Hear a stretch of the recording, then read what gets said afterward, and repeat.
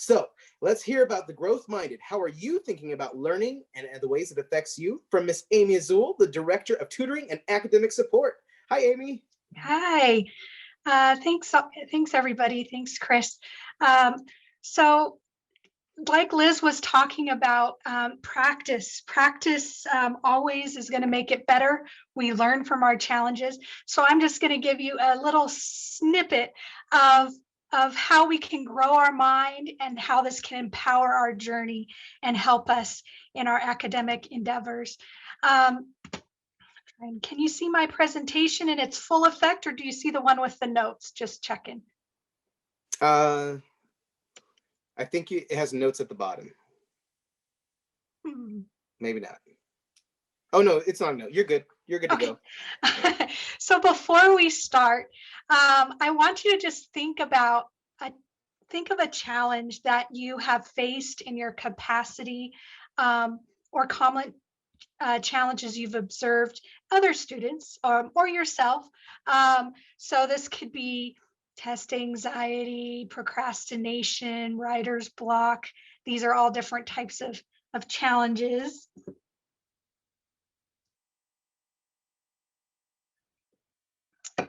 And then I want you now to think about how you or other students have dealt with this challenge. And so as I talk about some quick strategies and this concept of growth mindset, I want you to think about how you might apply this to the challenges that you face all the time, especially like with COVID. We have all been put in uncomfortable positions and have had to adapt quickly. And this is demonstrating how we all have this capacity to grow our minds, to empower what we do. So a part of this has to do with neuroplasticity. There's a video I'm not going to show, but in it, it talks about how our minds are growing. Think about something you do well. I sing.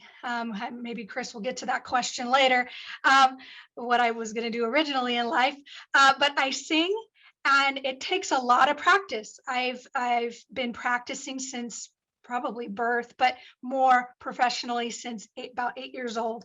And how did I learn? I went and got lessons, or I talked to people. I learned new strategies. I took classes. I practice. So think about something you do well, and what did it take for you to really get good? And it usually involves lots of practice. It usually involves reaching out to others to seek support. And it involves learning new strategies and being open to that. And that is the key to success. Think our brains are a muscle. Our brains can grow. And just, like when you say you've learned a language and you learned it in high school, and then you've not practiced it for so long, and then you are, asked a question in that language, or somebody talks to you in that language, and then you can kind of engage, but you've forgotten some stuff. So the weeds are kind of getting in the way, and that's kind of our neurons fire together. So on the left, there's some firing going on, there's some learning going on, and they fire together. And then there could be a little bit of decay if you haven't practiced it. But when you practice it, you strengthen those neural bonds. And so that's what these images are demonstrating. And there's been scientific studies about it. It's like that well-worn path when you on campus, when we're on there's might be that path that a lot of students walk through, and you can kind of see how that path, that grass is getting worn down because so many are walking that way. Same thing with our brain. We got to use those pathways. If we're not using them, they kind of aren't as strong, but we can grow them back if we've learned it. And when we come to college, sometimes where we have these experiences where we know we've learned this before. We learn this, and but we know their weeds have gotten in the way, and it's about regrowing those paths. So now I'm going to share a video that I did have queued up. So and now you can see YouTube video, correct? Maybe? Yes. And then I forgot to share the audio, so it's just a few minutes. Can everybody hear that, or is the volume way low? So check this out. Carol Dweck and her colleagues wanted to look into the impacts that praise had on children's development. So what they did is they took over 400 fifth grade students from all across the nation, and they did a really simple yet interesting study. Here's how it went down. They gave all the kids a really easy nonverbal IQ test. There were 10 questions, and at the end of the test, they praised all the children in one of two ways. The first group was praised for their intelligence. So they said, wow, great job. You for their effort. So they said, wow, great job. You must have worked really hard at this. Now this is a really subtle difference, but the impact it had is incredible.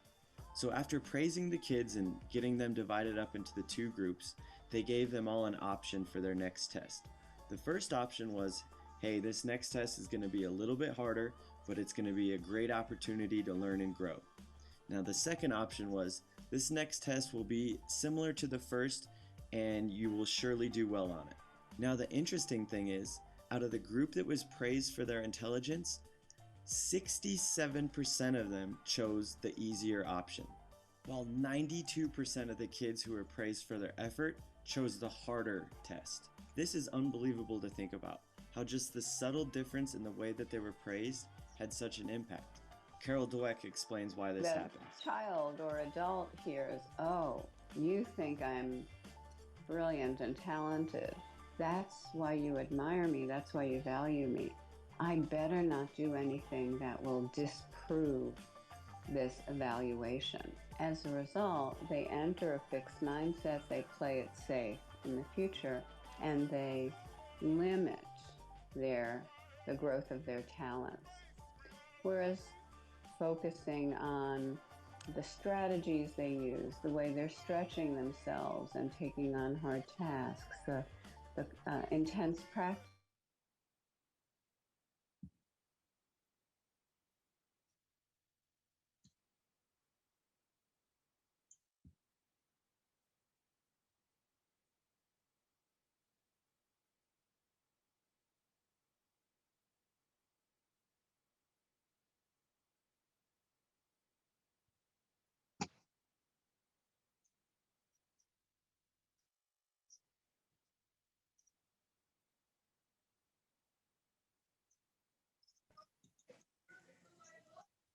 Amy, it looks like the video stopped. I'm not sure. Uh-oh.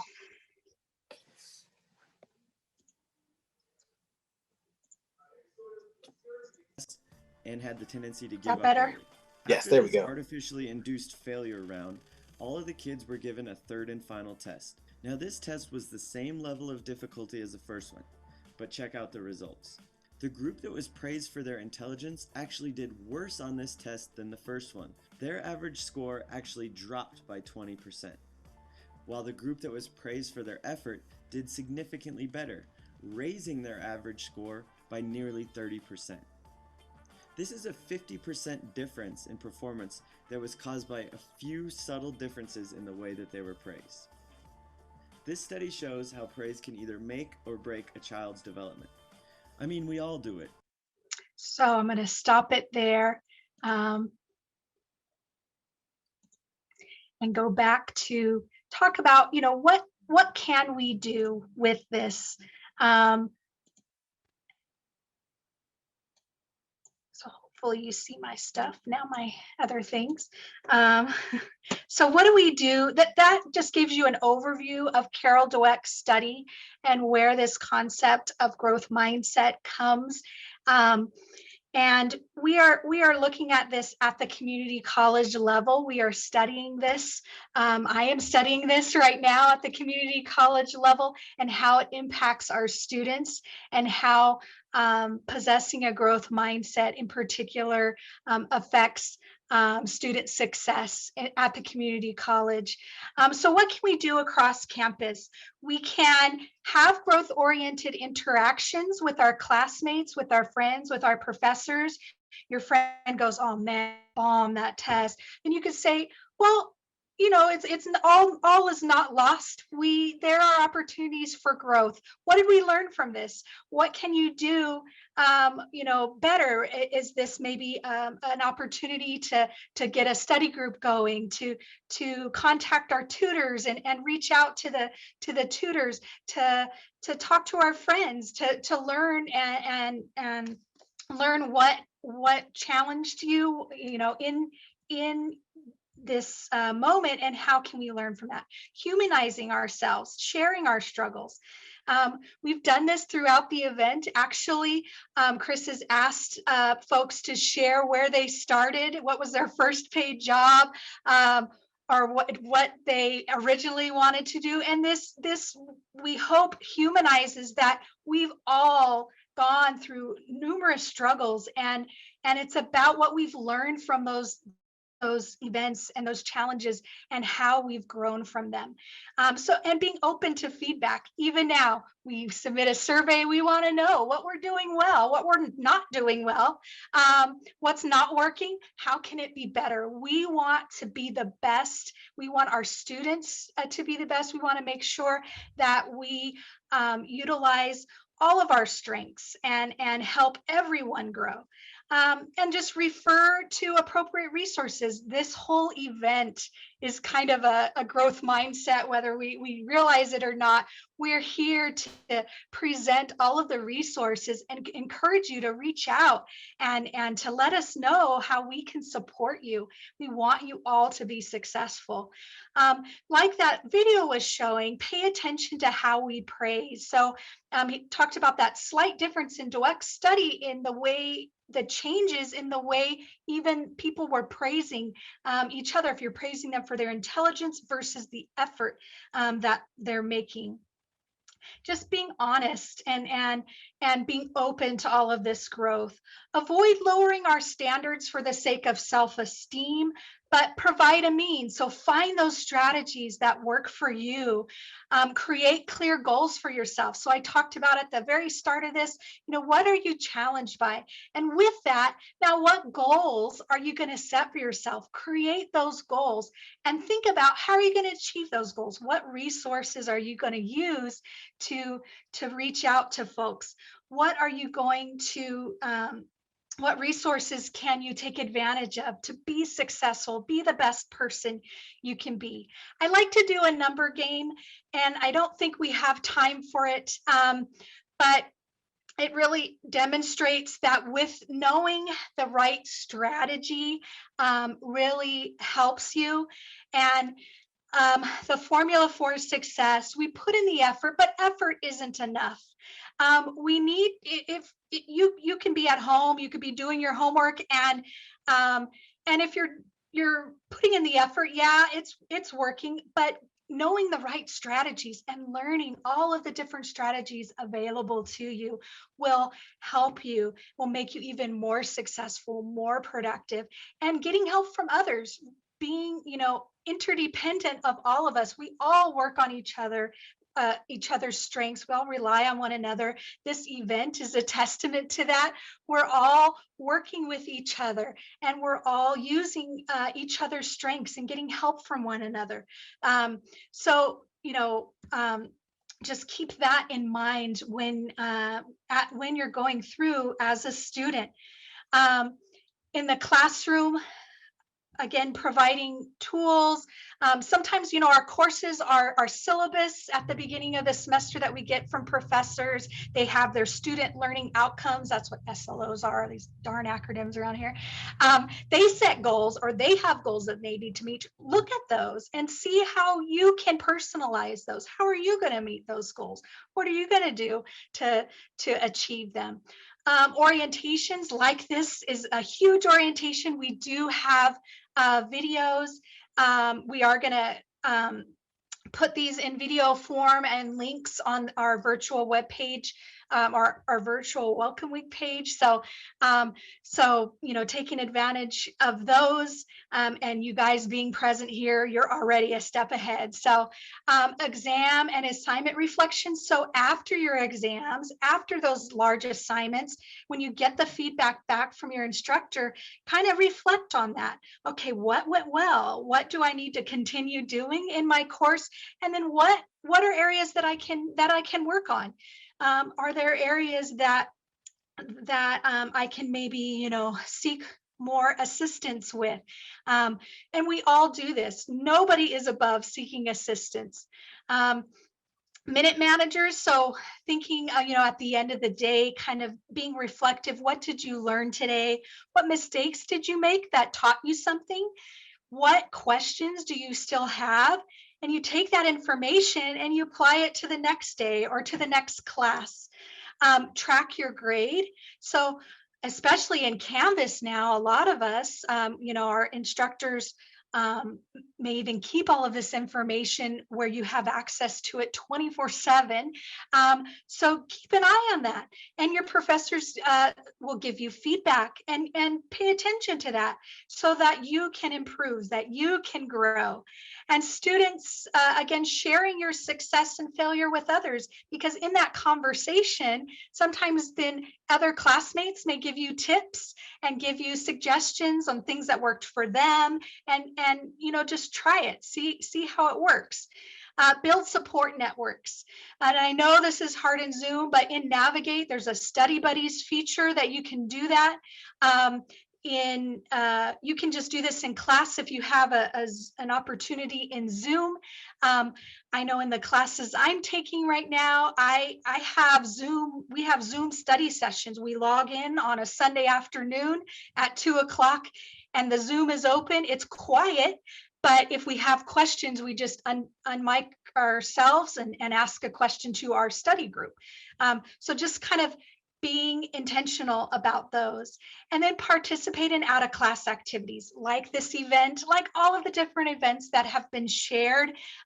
Participate in all of these activities and events will help you grow. The ASB presentation just a little bit ago, they were talking about how just being a part of that group really gave them unmeasurable benefits. So being a part of community and being a part of out-of-class activities, even at the start of today, Transfer Center, and they were talking about how when you apply to colleges, having that community work and that volunteer work on your application also helps.